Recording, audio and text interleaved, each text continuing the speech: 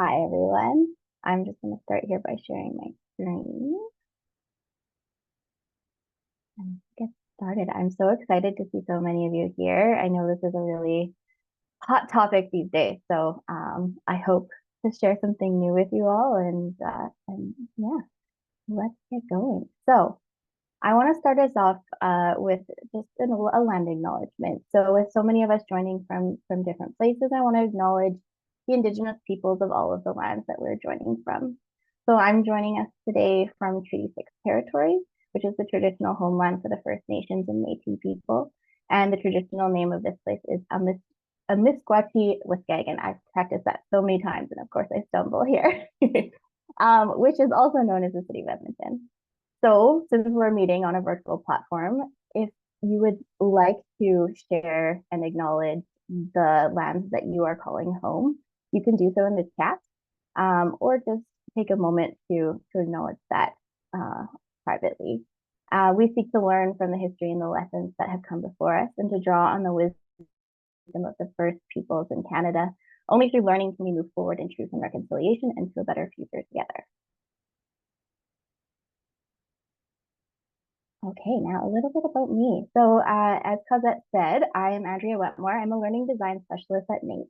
I've been with NAIT for about 4 years. I started in 2020, right in the middle of the pandemic. And I've been working in post-secondary since 2018. Before that, I was a K-12 educator. So I have a little bit of experience teaching in junior high and high school classrooms mostly, and also as a substitute teacher. As far as AI goes, I am not an expert. I'm just someone who took an early interest to it. I just started playing around and found it really just fun and interesting to learn about. And so I've just really explored a lot of ways that it can help me in both my work life and my personal life. And I'm going to share one of those with you today. So my goal for today's session is to talk a little bit about the role of AI in course design. And we're going to talk a bit about structured prompting techniques and one in specific. There are lots of them out there, but I'm going to talk about one.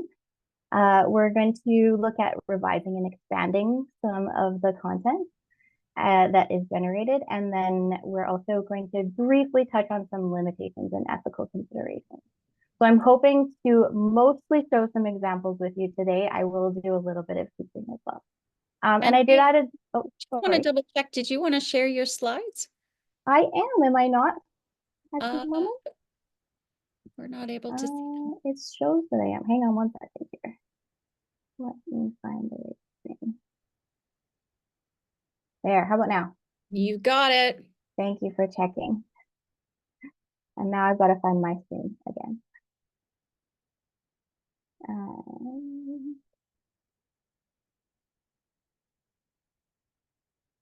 All right, and I added a disclaimer at the bottom of this slide here that the ideas that I'm presenting today are my own. So AI, especially in post-secondary institutions, comes often with a lot of policies that you are required to follow as employees and instructors and faculty. So please take time to familiarize yourself with those within your own institution before implementing anything that I'm sharing today. All right, and as part of my presentation, I do have a Slido link, and there will be a few questions that you can answer. There should also be a place in there for Q&A. So if you do have questions throughout, they will be recorded there. And as Cosette said, if you have questions that you want to share in the chat for each other, you can definitely do that as a discussion there. I won't be keeping an eye on that throughout, though. And I will keep the questions until the very end, and we'll go through the presentation first. So I'll leave this up for just a minute so you can join.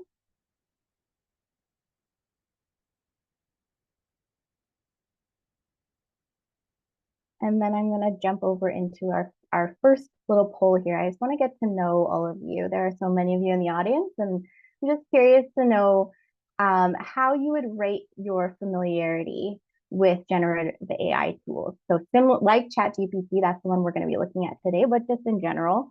Some may be very familiar, so you're using them regularly and understand their features and limitations. Somewhat familiar means that you've used some tools and you know the basics. slightly familiar, you've heard of it, but you've not used them too much and not familiar at all. I've never used them or heard of them before. Okay, awesome. We've got lots of somewhat familiar, some slightly, some very, and a few not familiar. So I did design this presentation with those in mind that have used the tool before, experienced it at least once. But if you haven't, that's totally okay. You just might find some of the things I'm talking about a little bit more foreign because I'm not going to dig deeply into the how-to at this stage. But if you do want to explore that further, I welcome you to do so. It is a very user-friendly tool, typically, some more than others, but ChatGPT specifically, basically like having a little chat conversation with another person. So you'll see a couple of responses coming in. I'll leave it for one more minute here.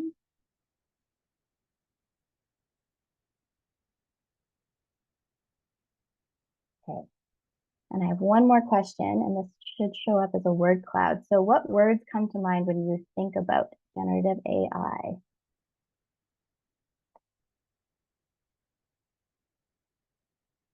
Intimidating, intriguing, and good. Large language model, plagiarism. Okay, interesting. That's a big one. Scary. Yeah. Generic, mysterious. Oh, lots of good words.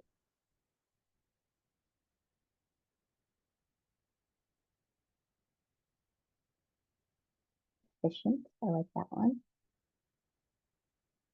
Future, helpful. A few more typing, so I'll give you a minute. They're great.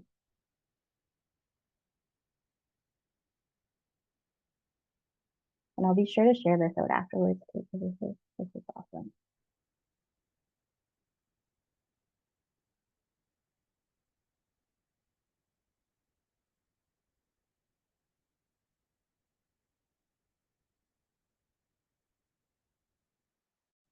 Okay, lots of people finding it helpful. That's good. Lots of people finding it scary too, and that's okay.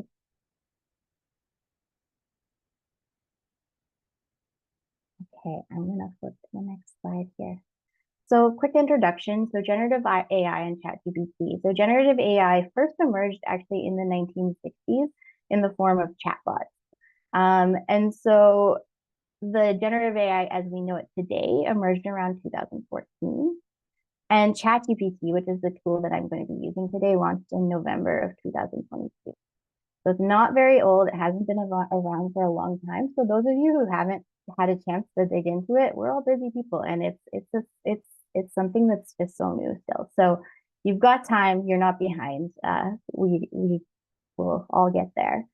The version of ChatGPT that was released in 2022, it's based on large language models. And I saw a couple people type that in the last slide there in the word cloud. And so what that means is it was fed a bunch of information and it's pulling its responses from that information. And it sounds very human. It's very conversational. And I just realized I did not actually update my slide, but I am using GPT-4, which is the newest free version of ChatGPT. And so that is the one that I'm using today in all of my examples. And so if you go in and you create an account or you go into your account and you're using the free version, that's the one you would use as well. And then the image that I have on the right here, this is from a Washington Post article that I got in my email quite a while ago now, but I found it really interesting because they did a poll on experts and people like you and I to see what people thought was AI and what wasn't. And so there's a list here, and then my resources or my references at the end, the link is there as well. So you can look at the article a little bit more deeply, but I just found it kind of interesting where people kind of fall on this spectrum and how people view different technologies, if they are artificial intelligence or not. So the role of ChatGPT in course design, that's what we're going to talk about more deeply today. So I attended a session back in March of this year with the presenter Stephen Murgatroyd. He does some really excellent presentations on AI. I've actually been to a couple of them. But in this particular presentation, he encouraged the attendees to view AI and generative AI as an undergraduate student that you've hired to help you out for the summer. So they don't really know that much about what you're teaching yet, but they're willing to help out. They're eager to go, and they are pretty good at writing. And so anything that they're producing will still require you to review that before it's released to your students. And so that's really the key to all of this. I know a lot of people are worried about AI taking over our jobs, and I can't say whether it will or not in the future, but as of right now, it's really good at writing, but it's not as good at providing that context and at really just fact checking and making sure that everything that you're presenting is accurate and correct. And that's where you come in. That's where that human comes in. So some of the benefits of using ChatGPT, I like to use it as a personal assistant. So some of the things I've used it for in the last little while, I revise emails. So I write up an email and then I say, can you make this sound more professional? Or can you simplify this? Because I tend to ramble on sometimes. And it really helps with that kind of thing.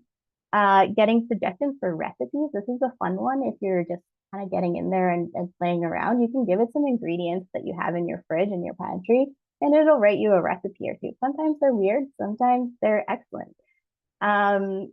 I've created some high level teaching plans. I'm actually a tap teacher, so I teach dance on Monday evenings, and so I created some plans for my year, summarizing comments. So we did a pilot recently of one of the courses I designed, and I took all of those comments and had it write me a summary, and kind of group different ideas, similar ideas together, and then prioritize things to focus on. And drum roll, please, I also designed this presentation. And I did that a while ago because this is a presentation I've actually done before, but it really, really helped me just get started and gives me like a nice outline for the slides. It gave me some really nice learning outcomes to start with. And then I just took it from there and built into it. Some of the benefits of doing that, it gives you some of your time back. And so that time saving can then be used to get creative and to build on those ideas and become more innovative.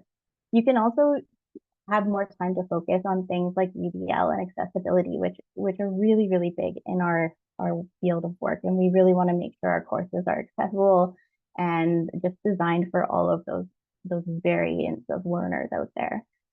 And then you can also take more time to build some authentic assessments with the help of this tool to get you started in that space as well. So focusing on those real world assessments rather than relying on those kind of self-graded multiple choice quizzes, which are great and they have their purpose, but going more into the space of authentic assessment is always a goal of mine anyway. So prompting. The jury's out on this, if this is important or not. You sometimes hear that people just say, you can just talk to it however you want, and it will give you what you want in the end. I am a firm believer that if you prompt, it saves you time. And so I like to think of it as like kind of like Google Maps. So if you're putting in your destination in Google Maps, sometimes it gives you a couple different routes, and one route is 4 minutes slower. And this is kind of that faster route. By putting in a prompt, you're gonna increase that quality of what you're putting into the system, and that should, in theory, increase the output. You can talk to it and just throw at it whatever you want, and it will eventually get you to that same destination. So either way, you're gonna get there. It just might save you some time to prompt with ChatGPT specifically, but I think in general with most generative AI systems. So the prompting technique that I'm going to talk about today is Gianluca Maro's CIDI framework. And so we'll dig into what each of those letters there mean. But this is a prompting technique I have used quite a way for quite a while now. I think about a year or so I learned about it through one of his LinkedIn posts, and he's very active on LinkedIn. So if you're on LinkedIn and you want to follow him, he posts quite almost daily, I think, something new about AI. But this technique really just breaks down the details and really has you think about all of the things that you might need to include really nicely. And so that's why I've chosen to share it with you today. So the C stands for context. So you're defining the role that AI is going to play. So you're giving it an objective. So you want to say something like, you are an instructional designer and you're assisting in X.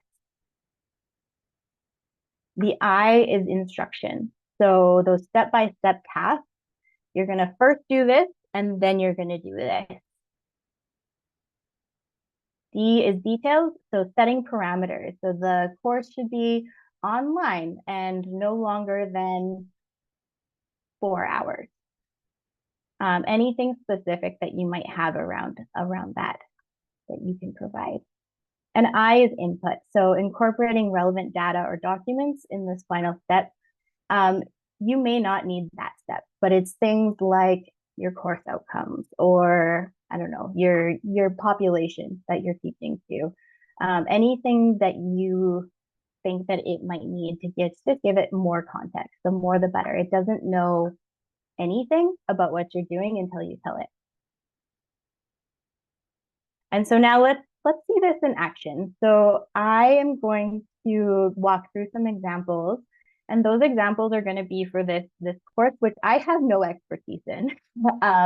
And so I just thought, hey, it might be fun. Let's make a course on comedic performance. And it's an intro level course. And I'm going to focus on one learning outcome because if we built the whole course today, we'd be here for a lot longer than the time that we have. So the learning outcome that I'm going to focus on is upon successful completion of this course, you will be able to create and perform a stand-up comedy routine that leaves the audience in stitches. So the goals for this activity, we want to use ChatGPT to generate a module outline that addresses this outcome. And we want to generate suggestions for assessments and lecture topics. And our parameters, the outcome is going to be covered for approximately 4 weeks of this 15-week course. The course is delivered in person. Lectures are 1 hour each, 3 times per week. And students are expected to do 3 additional hours of self-directed work each week. So on my next slide, we're going to start with a conversational prompt. And this is more like an unstructured prompt. We're not using any sort of framework. We're just talking. We're just giving it some of the information and seeing what it gives us. And while I read this out, Ania is going to put in the chat a link to the ChatGPT conversation that I've already had. I did not want to do this live because that just could be a disaster. So we'll look at it together. Feel free to open it up. But the prompt I typed out here, please generate a module delivery plan that includes suggestions for assessments and lecture topics for the following learning outcomes. And then I wrote the learning outcome there. I always like to point out that I said please. Lots of people like to be really polite with ChatGPT. Feel free. I think that's like kind of our nature as humans. It doesn't care. It doesn't care about spelling or grammar either. It'll kind of fill in the blanks. But yeah, this is that conversational prompt. So you're talking to it like it's a friend of yours. So I'm going to actually minimize that, and we're going to look at what it came up with here. And feel free to join me on this page. So there's that prompt there, and then you can see that it has actually built us out more of a course for this outcome than just a few weeks within a larger course. It's got some good lecture topic suggestions, learning resources, activities, assessments. I'm not sure, like I said, I'm not an expert in this area. I'm not sure if this would fit within the time that I actually have within the week or not, because I didn't give it that information. But as you scroll through, it does a pretty good job. Like I could take this if I was an expert on this topic and probably build it into something that's useful. I'm going to pull up my slides again. So let's take a look at the output. So Feel free to share in the chat what you think, but there we go. So did we get what we were looking for? Well, I think so. Like to some extent, yes, we did. We don't have all of the details. We'd have to do some work or some further prompting to kind of get it to something that might be more useful when we're building out our course. So we got something to start with. What is missing? So, like I said, we're not really considering the audience. We're not considering those times that we actually have to do the teaching and for the students to do the assignments. We're not considering the mode of delivery. And what information could we provide to improve the output? So this is where that CIDI prompt comes in. So we're gonna now try a structured prompt and see how that changes. And so there is one more link coming your way, but I will share kind of the breakdown of this prompt before that, because that's quite a small slide. So for the C, I assigned it a role, so a comedy instructor. I gave some general context surrounding that role. So I'm developing an introductory level course on comedic performance techniques. And my task is going to be to create a module outline to address each course outcome.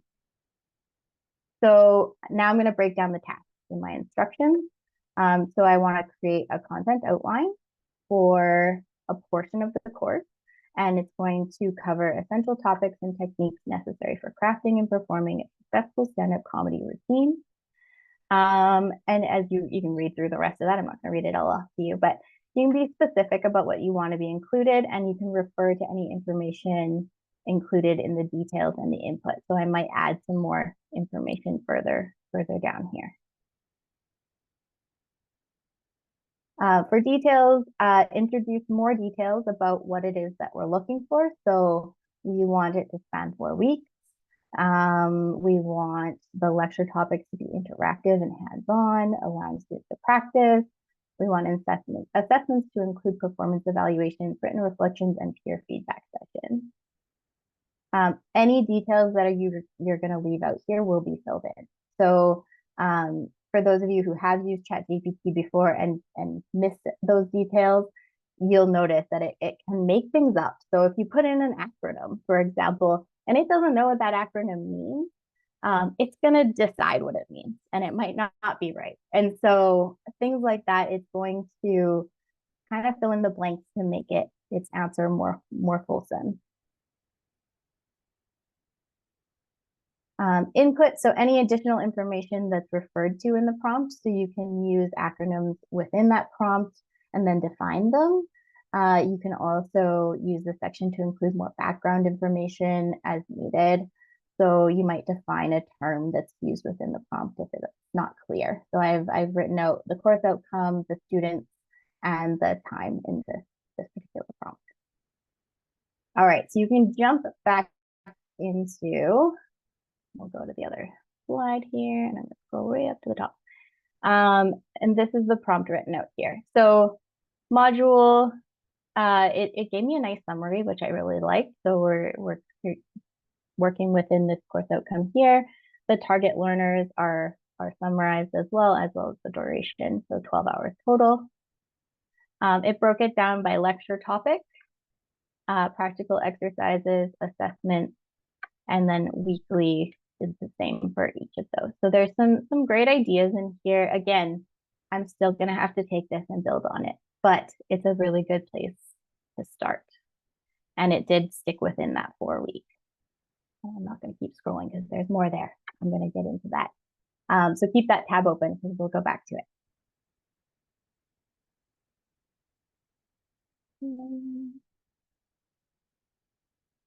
All right, so let's look at the output here. So the weekly outline showed up with lecture topics and activities. That's what we asked for.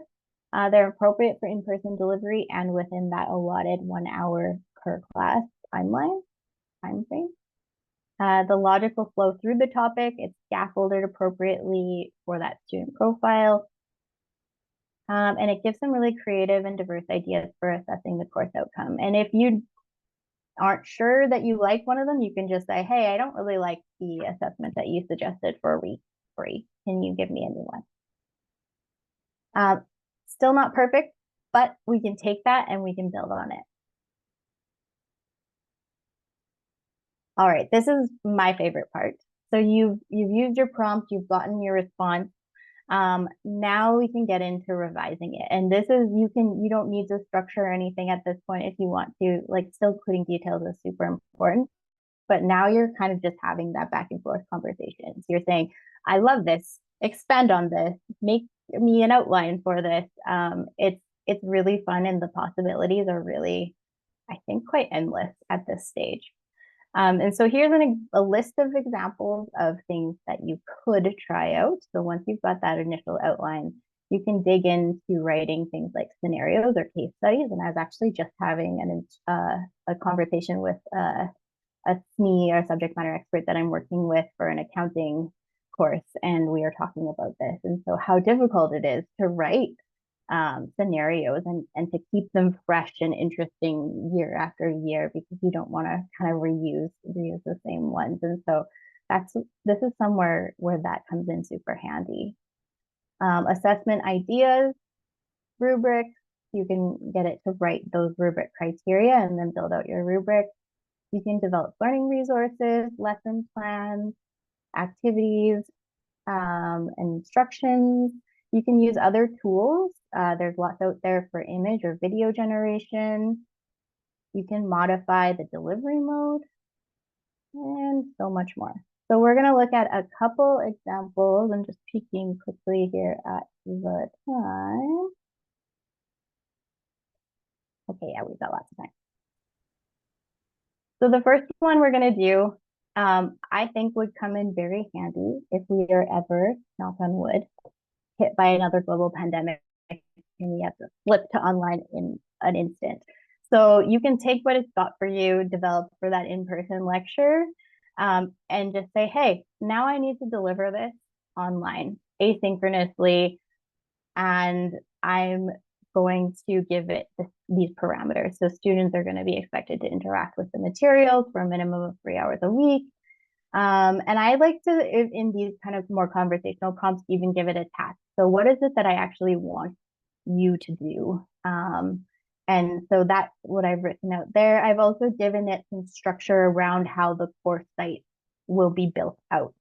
So we here at NAIT use Brightspace, but any learning management system typically is organized into some kind of section. And so I gave it that example of, we want an introductory statement, we want some learning outcomes for each of those sections, and then split it up into learning resources, activities, assessments, and additional resources. So let's take a peek at that. And that's in the same link that was sent previously.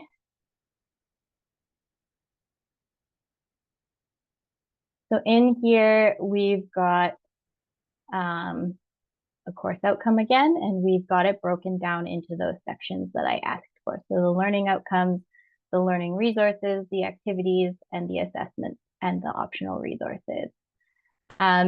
This is an example of something that it likely made up. If I go to YouTube and search this, it might exist, I don't know, but it may not. And so you're going to probably have to fill in the blanks there, but just having an idea of, hey, like maybe I can look up an idea of, or a video that has 10 great comedians in their styles.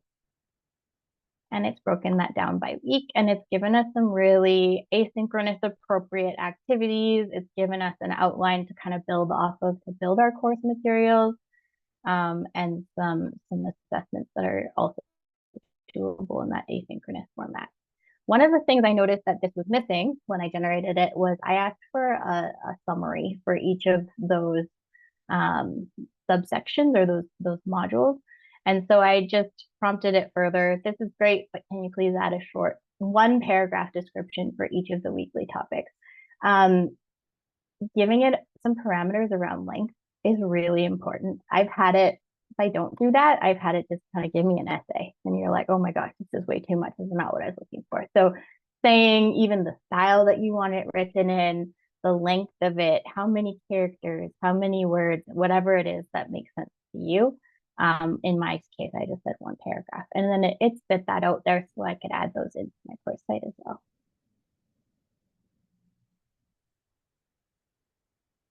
And I have one more example to share with you. So our second example is to draft a learning resource. So within one of those weeks, I think it was week 2, it mentioned an interactive module that's 15 minutes long called Crafting Your First Joke Step-by-Step Tutorial with Guided Practice Exercises. So I said, hey, expand on this. Give me more information about it. And this is what it came up with here. So it gave me a little description of what that module will look like, or could look like. It broke it down for me. So if I'm going into my management system and building this out, now I have kind of those sections and those topics and those headings to start with. Practice and feedback, it actually made up, so if I was really, really tech savvy, it made up a little virtual simulation type activity that I could potentially build. I just got a notice on my computer that my internet connection is unstable. So if I all of a sudden drop away, that is why, but hopefully that doesn't happen. All right, I'm going to go back to the presentation, and that's the last time I'm going to flip back and forth here. So I really enjoyed walking you all through these examples, and I hope you found them helpful, and I hope you're going to leave inspired with some things you might want to try out after this presentation. Before I go though, I do want to talk a little bit about limitations and ethical considerations. So as we saw in that word cloud that we generated at the beginning, there are lots of concerns around generative AI, whether it be personal concerns, you're kind of afraid of it. It's a little bit scary, or bigger ones. And I am not an expert in this area, but I do want to mention them because I don't think you can do a presentation talking about generative AI without acknowledging them. So a few of the ones that I've come across, and there are some resources listed in my references section for this presentation as well. But the accuracy and reliability. So as I've mentioned, I think a few times, you remember that you are always the one that's most knowledgeable about your subject matter. It has been known to make things up. When I first started using it, I was looking for information about, I think it was about multiple choice exams and like how well those test things. And I said, hey, give me some research on this. And it made everything up. I went into Google and none of the resources that it recommended were actually out there. And I know that's improved since that initial time. And there are other generative AI tools that will do this better, but it's still so important to check. And to encourage the students to do the same. So your students are going to probably be using this, but really talking to them about the fact that it doesn't always know what it's talking about. And so you still need to do that work. You still need to know what you're talking about in order to verify that the information there is right. Sharing of private information. So especially in the line of work that most of us do within post-secondary institutions, you don't want to share any institutional information, any student information, any exam or assessment information. My advice there is just use placeholders in place of names, and just omit any private information. You still can get, for the most part, a response that makes sense without feeding it too much of that private information. And we just don't know where it goes. It's feeding it, it's learning from everything that you put in there. And so it could then come up for a student that's Googling or that's using the tool to work on an assignment. And that brings me into academic integrity. So AI proofing your assessments and educating your students. There are some really great tools out there to check if your assessment is AI proof. And I think that there's actually a presentation, correct me if I'm wrong, Cosette, but coming up that might dig into this one a little bit more. But just knowing that the students are submitting their own work wherever possible, or alternatively encouraging them to use the AI and to actually critique what the output is and encouraging them to interact with the tool more. There's lots of really great resources and ideas out there. And I'm sure that within this group, even we could probably share some to start.